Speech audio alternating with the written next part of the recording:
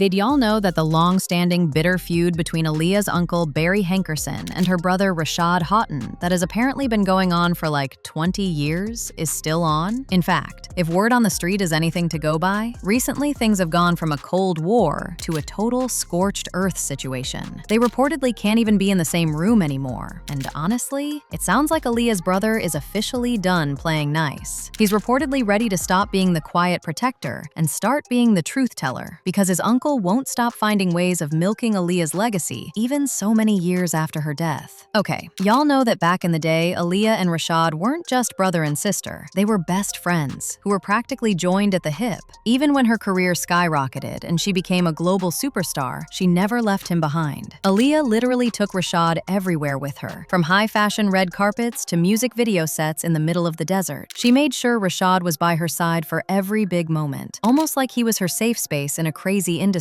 Actually, people who were around them back then say she wouldn't have it any other way, and that kinda makes you realize why he's fighting so hard now, right? Honey, this would explain why Rashad has been the protector of Aaliyah's dignity, making sure she isn't over-commercialized, while Barry is still out here milking her legacy. The thing is, right after that tragic crash in 2001, the family, Rashad, the mom, the uncle, and the label basically stopped speaking. And while the world was mourning a legend, the people who were supposed to protect her legacy were drawing lines because they couldn't agree on how to honor Aaliyah's legacy. Now, for almost 20 years, you couldn't find Aaliyah's biggest hits like One in a Million or her self-titled album on Spotify or Apple Music. Why? Because Uncle Barry held those masters tight and refused to move into the streaming era. Fans were out here begging for the music, but the estate claimed Barry was withholding the catalog and failing to provide any transparency. Actually, other artists on Barry's label, like Toni Braxton and JoJo, were suing Barry left and right for mismanagement and double dealing, and this gave the estate even more reason to keep their distance. What followed was that Rashad and his mom Diane stayed quiet for years, focusing on small wins like the MAC makeup collection or her wax figure, while Barry was reportedly dealing with his own business meltdowns. Now, things escalated in 2021 when Barry's label Blackground Records 2.0 announced they were finally putting Aaliyah's music on Spotify. You'd think the family would be happy, right? Wrong. Rashad and the estate dropped a statement calling it an unscrupulous endeavor and accused Barry of using shadowy tactics of deception. They said, "For 20 years we have battled behind the scenes, enduring shadowy tactics of deception with unauthorized projects targeted to tarnish. We have always been confused as to why there is such a tenacity in causing more pain alongside what we already have to cope with for the rest of our lives. This unscrupulous endeavor to release Aaliyah's music without any transparency or full accounting to the estate compels our hearts to express a word: forgiveness. Although we will continue to defend ourselves and her legacy lawfully and justly, we want to preempt the inevitable attacks on our character by all the individuals who have emerged from the shadows to leech off of Aaliyah's life's work. Ultimately, we desire closure and a modicum of peace so we can facilitate the growth of the Aaliyah Memorial Fund and other creative projects that embody Aaliyah's true essence." Basically, they were saying Barry was doing this for the check, not the legacy. The estate's lawyer, Paul LaCalci, even went on the record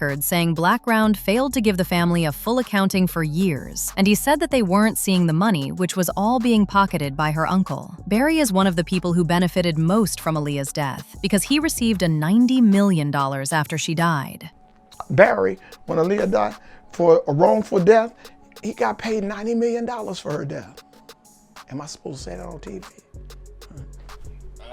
Sue me, I ain't got nothing. I was with him on the negotiation. And you know why this didn't sit right with so many people? Aaliyah was allegedly about to leave his label once her album dropped, but Barry signed a liability agreement 5 days before her passing, saying that if anything bad were to happen to Aaliyah, the label wouldn't be held responsible. Clearly, all Barry cared about was recouping his money back and exploiting his niece, and it's always been apparent that he never cared for Aaliyah, just the money she brought in for the label. What we are yet to figure out is why he signed a liability agreement 5 days before her passing, like he knew what was about to happen. Who knows? Maybe this is one of the things that also confuses Rashad. Also, for those wondering why Rashad is the only one who appears to be fighting for Aaliyah's legacy and not her mom, well, there have also been a lot of unpleasant things that have been said about Diane. The thing is, Aaliyah's mom watched as she spent most of her career being primed by much older industry men, and she never seemed bothered by all these men who were always around Aaliyah. First, it was argued R. Kelly. See, once Aaliyah got signed to Blackground Records, where she shortly met R. Kelly, he then became the lead songwriter and producer of her first album, Age Ain't Nothing But a Number. How ironic. But then R. Kelly did more than just contribute to Aaliyah's career, because he introduced Aaliyah into a very controversial and highly inappropriate relationship,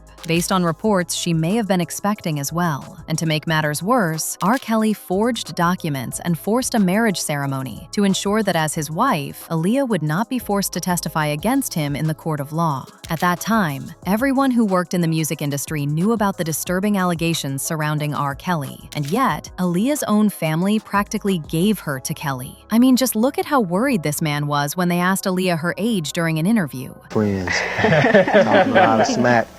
My age ain't nothing but a number, girl. I was like, what you trying to say? So immediately I heard the song, and I said, I called her back 15 minutes later, told her, check this out. So we cut the track right then and there.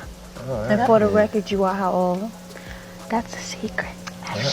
Women doesn't disclose her age. To make matters worse, the 2019 Lifetime documentary Surviving R. Kelly alleged that Aaliyah's mom was in contact with R. Kelly when he married Aaliyah, and she assured him they wouldn't press charges. And as a thank you, R. Kelly reportedly sold the rights to his first 3 albums to Aaliyah's family. Aaliyah's parents quickly also had the marriage annulled in February 1995, and an NDA was signed between Aaliyah and her parents with R. Kelly, vowing that they would never talk about it. And guess what? Aaliyah's mom even claimed that the background dancers and singers who claimed to have witnessed an inappropriate relationship between Aaliyah and R. Kelly were lying, and that they didn't know Aaliyah. Allegedly, Aaliyah's mom is even the one who convinced her to lie about the relationship with R. Kelly during interviews. It'll happen, but I am really busy with the career and the fact that I'm getting ready to go back to school, so I'll just see how it works out. 3 years ago, there was this terrible rumor out. What is the deal with you and R. Kelly? Are you all married or not? No, I'm not married.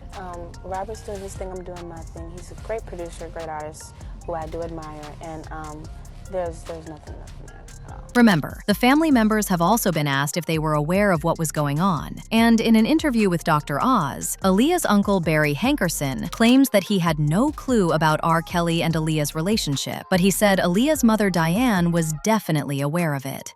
Were you aware of the issues going on with R. Kelly when they were going on? No, didn't have a clue. Completely ignorant to it.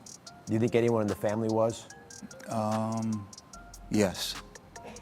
Yes, I think my sister knew a lot more. And then I found out that R. Kelly was not just sleeping with Aaliyah, but he was also allegedly hooking up with her mom. Lisa Van Allen is on record claiming that this is something R. Kelly himself said with his own mouth. Of just confiding in each other, but he did get a little more in depth with more details about when her mother found out, and that her mother, he actually stayed at their home in Detroit, and her mother actually was attracted to him as well, and he said when Aaliyah would go to sleep that he would, this is what he said. He said that he would go in the living room and him and her would. Basically, to a lot of people, it just never made sense how Aaliyah's mother allowed her to be around all these men. R. Kelly, Diddy, Jay-Z, Dame Dash, all these people were grown men, and others like Timbaland were also out here publicly saying that they wanted a piece of her too. And he was working with R. Kelly, and they were making so many records together. They made all of those records together. They both fucked Aaliyah. They shared so much in common. Well, the assumption is that, just like Uncle Barry, Diane needed Aaliyah to live that kind of life so that she could also benefit from it. So, people have always said that it's like Rashad is the only one who truly has Aaliyah's back. And for years, it feels like they've been trying to force him into the shadows, keeping him silent while they run the show. But guess what? The silence has officially been broken. Rashad is reportedly done protecting anyone's reputation or playing family for the sake of the brand. He's seen how the industry operates, and he's tired of watching people benefit from his sister's light while the family is left in the dark. According to what sources have spilled, this isn't just about music contracts anymore. It's about the truth of a legacy that belongs to Aaliyah, not a boardroom or their Uncle Barry who continues to frustrate him. So, do y'all think Rashad is right to finally let it all out? Is it time for the world to see the real story behind the baby girl legacy? Let me know what you think in the comments, because this story is far from over.